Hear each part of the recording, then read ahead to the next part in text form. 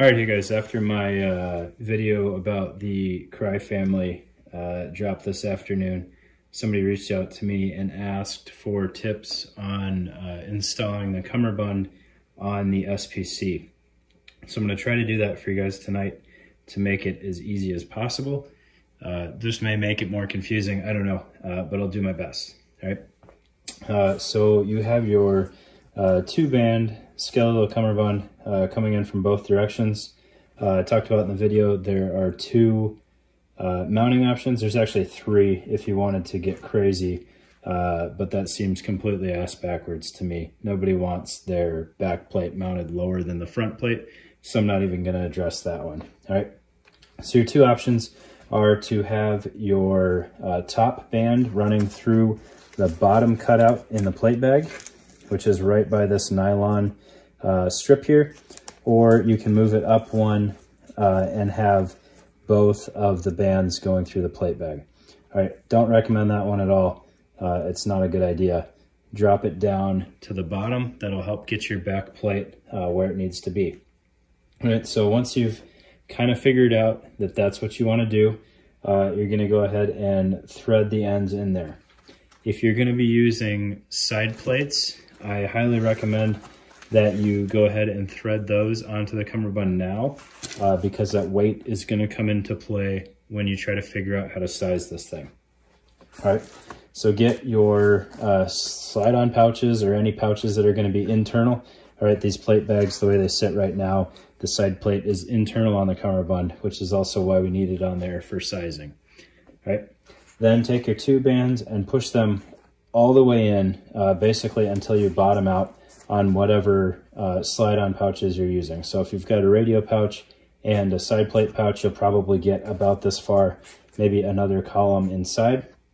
All right, but really your goal is to have both of the bottom bands going through both of these little hanger tabs here, all right? And you see mine have come out as I've used it, all right, but I can fish those back in there pretty easily.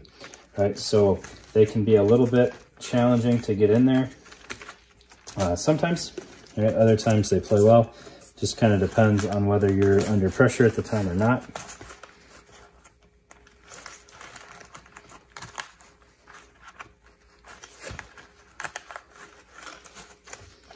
All right, and up until this point, we are not worried about the bungee at all. That shouldn't be there.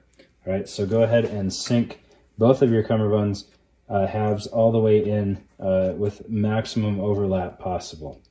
All right, once that's done, go ahead and put your plates in there so that everything's going to fit well, and it provides a little bit of tension on the Cummerbund to keep it from moving.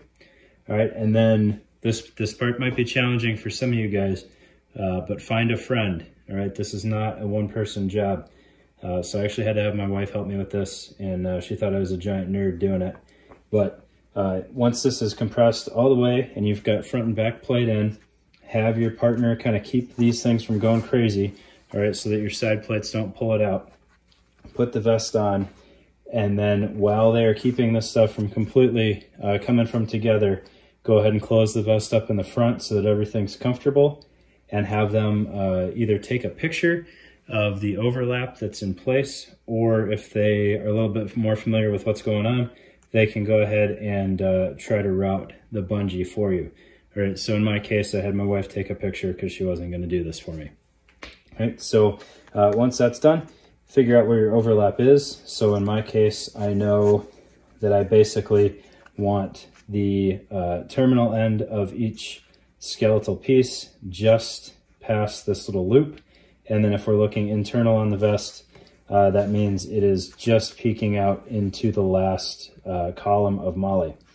All right, and then depending on whether you have one or two of these elastic bands, I bought mine used, so I think I only had the one, or I misplaced one or something. I dropped it or the kids ran off with it. I ended up just using one. I would recommend using two if you can, but go ahead and get those situated where you want them. All right, two tools that are going to be vital for this is a small flathead, perhaps a little bit bigger than this one, and then some needle nose pliers.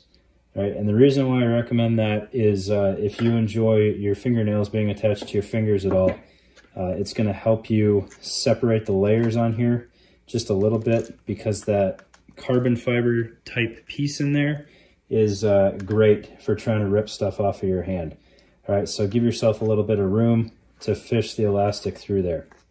All right, ideally, again, I would have this secured over here to keep everything locked down. As you saw when I started this, it ends up pulling out just a little bit. All right, there's nothing crazy going on in the routing here. Just pay attention to which side of the stitching you're putting the bungee on. 100% of the time when I'm routing a JPC type cummerbund, I end up going on the wrong side of the stitching, and I basically lose 2 columns of tightness as soon as I throw it back on. So just kind of mentally picture which way stuff is going to go so that it's grabbing onto that stitching instead of banking on this stitching over here. If that doesn't make sense, I apologize. I don't have a better way to explain it without undoing this, which is a little bit of a nightmare.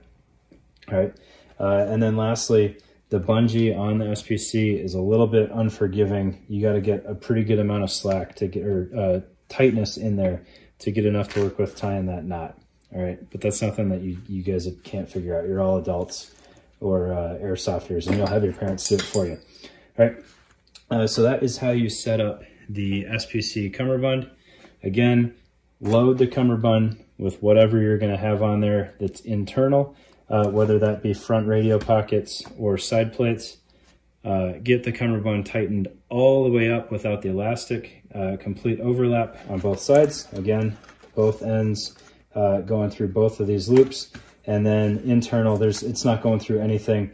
It's just completely crossed, and then you end up anchoring it with the laser cut in the plate bag there.